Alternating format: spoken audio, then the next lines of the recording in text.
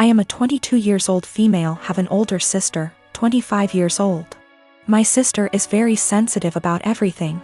When we were young, if I made the smallest comment like, I prefer pink over blue, it would make her cry because she thought I was aiming at her by saying it. My parents would always ask me to apologize to her since she's sensitive and I'm emotionally stronger than her. My parents never controlled my sister's diet growing up, letting her have what she wants since they found it too difficult to control her. I was skinny as a stick when I was a kid. So even though my family has a long history of thyroid disease, my parents didn't think there was an issue with me. However, my sister has been overweight the majority of her life, so my parents thought she'd be the one with the thyroid issues. They took us to an endocrinologist when I was 10. I got a diagnosis for Hashimoto's thyroiditis while my sister didn't, and instead got told to exercise and watch her diet. I got hypothyroidism due to Hashimoto's, and have been on medication ever since. My sister and I moved back in with our parents due to what's happening these days. I leave my medication in a cabinet near the kitchen since I know I won't take it unless I have to actually get out of bed to do so. Apparently, I left a box before I moved out of my parents' house when I was a teen, and one of her friends saw it while they were over and asked if it was hers. My sister told them that it was, and that's why she was overweight. The box has Euthyrox written on it in big bold letters with a little picture of a thyroid gland next to it. So, yeah, pretty obvious it was meant for a thyroid condition. She's held up this farce for almost 4 years. I only figured it out when I saw her take a box of it out of my bag one day. I confront her on it, and she starts crying and telling me that she just didn't want anyone to mean to her because she's fat. She also says that it's not fair that the one with the normal weight gets the thyroid disease. I tell her to knock it off, and that she can't lie to get sympathy from people.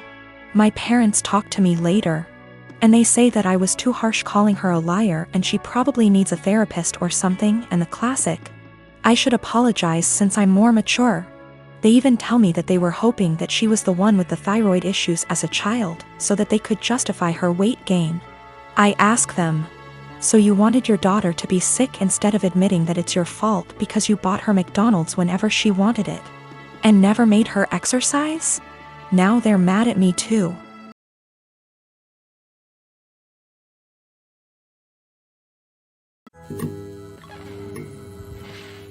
Background about my sister. 2 years ago, my sister was killed in a car accident. She was riding with a friend to the mall, the friend's parent was driving, and teenage boy plowed through a red light while texting on his phone and hit the car my sister, Carrie, was in. Carrie was killed instantly, and her friend, June, was in a coma for 3 weeks before her parents took her off life support. When Carrie passed, I was devastated and angry and just not in a good place.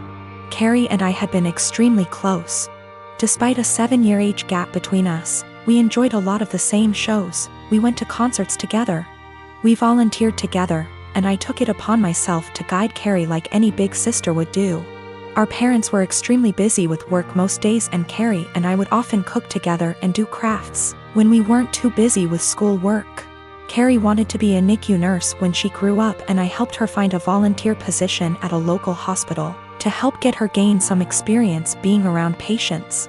In short, Carrie was my sister and best friend, and when she passed, I was a mess. The last craft Carrie and I made together was a set of candles. We bought the wax at a local craft store, and we both made each other a candle and decorated the jar it was in. That was the day before she was killed. At her funeral, Carrie was buried with the candle I made her. The candle Carrie made me sits on my desk next to my favorite picture of her and I together at the beach. Or it did, until last week. Background about my boyfriend. I met my boyfriend about 1.5 years ago, about 6 months after Carrie passed. I wasn't looking for a relationship, I was still grieving my sister's death. But Eugene came along, and it was love at first sight. He was extremely supportive, let me cry on him when I needed to, didn't push me into getting over grieving or anything. He was extremely gentleman about everything and very, very patient. After 6 months of seeing each other pretty regularly, we made it official. Eugene came into my life at a very low point, and he has always been very respectful of sentiments I keep from my sister. Never asking me to take them down, always giving me space when I needed to cry. Eugene, along with most, if not all, of my friends and family know about Carrie's candle. There was a point after she died where I would take the candle with me everywhere out of fear that someone might light it, or steal it. Or who knows what. The point is, that candle was and still is a very important part of my life and something that my sister made for me and me alone. When Eugene and I moved in together about 4 months ago, I packed away most of the reminders of my sister and put out the candle and picture on my desk. I felt that this was a huge step because when I'd lived just by myself I had pictures everywhere and a few knickknacks laying around from my sister. I wanted to make Eugene and I's home our home with just a small part of my sister there. Eugene understood and was very supportive. Last week, we had a massive winter storm that knocked out power. We didn't have power for 3+ days. The power was knocked out at Eugene and I's house while I was at work, which did not lose power. Eugene texted me that he was going to light some candles and try and get a generator, so we could have some for power or at least be able to charge our phones / use lights / etc. Now, we have probably 30+ candles in our house. I am a huge fan of sales, and when Bath & Body Works has a candle sale, I like to stock up and get a range of scents. We have candles scattered all over our house. In the room where my desk is, there are no candles aside from the one Carrie made me. None at all, and there never has been. This room is also downstairs, where Eugene doesn't spend a lot of time. His desk is upstairs. When I arrived home from work last week, I noticed a bunch of candles burning in our living room, safely. Always monitored and not near anything that could ignite. One of these candles was the candle that Carrie had made me. I burst into tears, and when Eugene heard me crying he came out from the bedroom, where he was lighting more candles, and asked what was wrong. I was a wreck and couldn't get any words out. When he tried to calm me down, I shoved past him and locked myself in the room where my desk was and just cried. I don't know how he could be so stupid.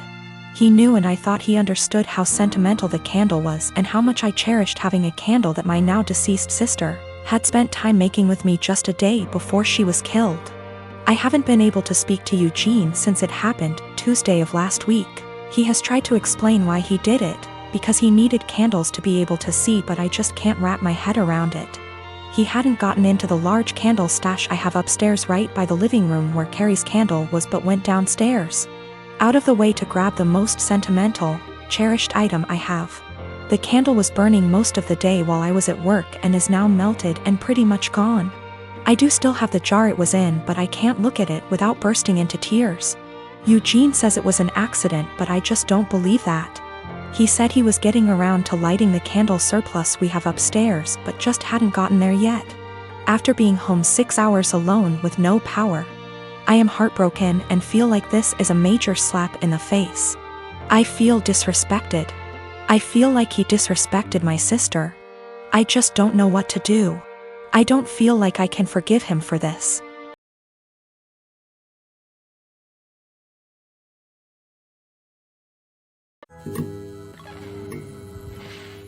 I am a 33-year-old woman, the breadwinner of our household. I have multiple, highly specialized degrees for a niche industry. I make $200K plus, with potential to get in the 600 MS range. My company has not been hit that badly by COVID, so most of us have kept our jobs, but we're held to strict standards. My husband has a broad degree / work experience. He quit his job right before COVID hit, hoping for a better job in the meantime, and I was supportive. He spent a ton of time applying to various jobs, and finally landed an interview at Organization X. This is his dream job, in almost every imaginable way. I can't be detailed. However, it's paying about $65K a year, which would be fine, except this job directly puts my job stability at risk. My company and this org are adversarial, at best.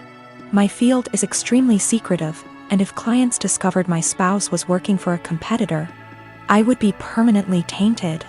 I wouldn't be able to get a job in the industry forever. I know this sounds like an exaggeration, but I promise you, it absolutely is not. It'd be like if I worked in protecting the privacy of celebrities, and he worked for TMZ. If he tapped my car, got into my work devices, he could use that to advance his career. And any trust one have in this field will be gone.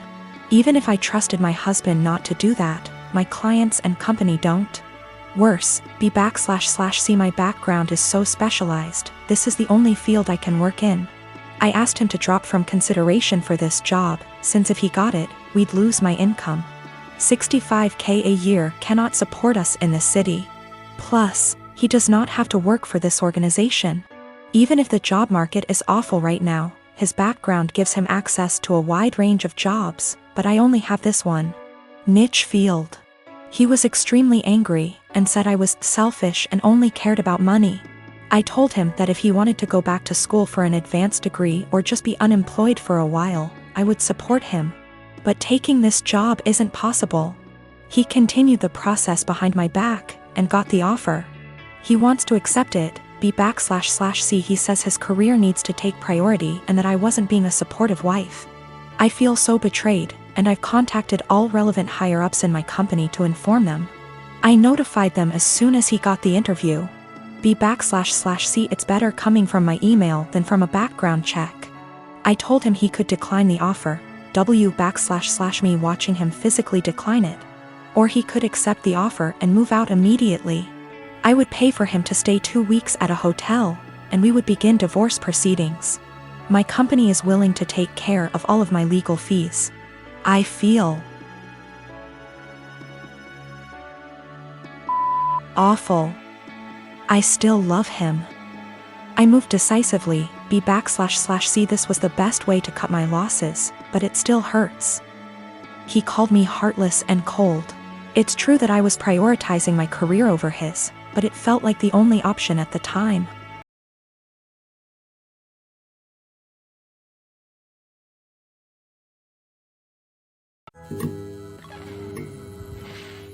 I'm a 30-year-old male and my best friend got married last week. I just bought a house and my wife is expecting our son in November.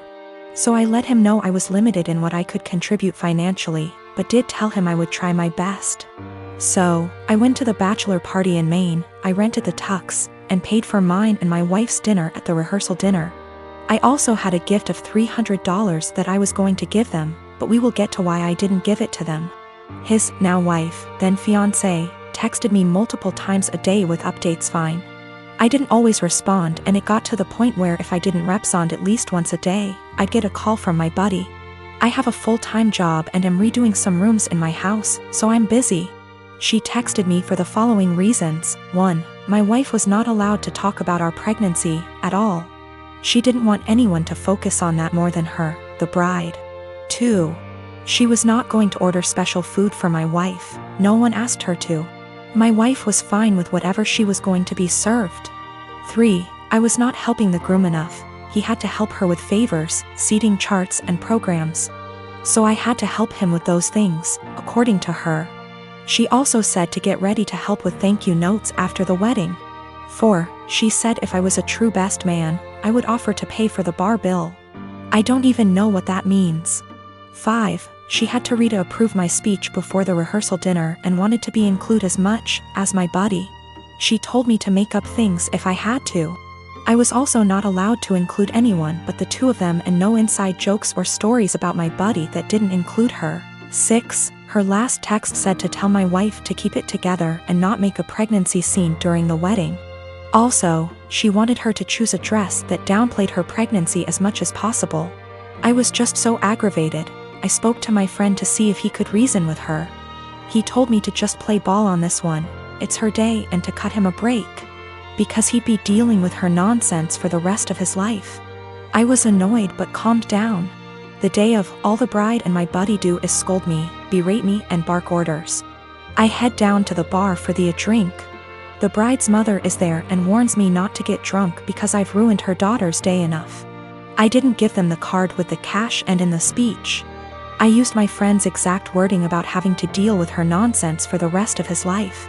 I wished them the best and told him I'd always be there for him, especially during the divorce.